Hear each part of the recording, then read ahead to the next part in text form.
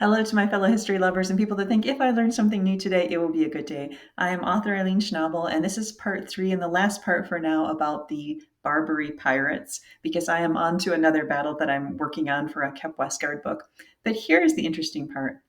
I got back from California. My husband and I are walking around the block, and I said, I still don't know how this whole Barbary pirate thing ended, because in the Adams book where I left off, he and Jefferson say it's too much money. So my husband said, well, isn't like the whole Tripoli thing, isn't that there's some battle and that's in the Marines hymn? And I said, well, I've never heard of that. And sure enough, in the Marines' hymn, there is a line that's called From the Halls of Montezuma to the Shores of Tripoli, and that refers to below this battle. So let me give you a quick update on what happened. So under Adams, he basically does pay the protection money to keep American ships from being attacked.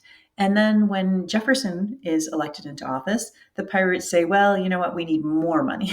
And Jefferson is sick of the whole thing, and he says, you know what, instead of sending you cash, I'm going to send you the Navy. So he sends naval ships, and it eventually, and part of this whole thing is the Barbary Pirates have captured the Philadelphia, the USS Philadelphia. And in this daring raid, the Americans go in and they burn the ship to make sure that it's not used by the enemy.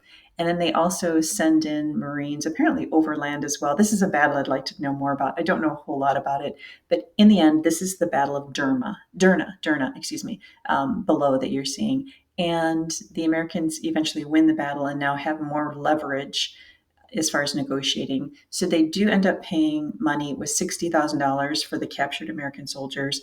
But after this, this is called the first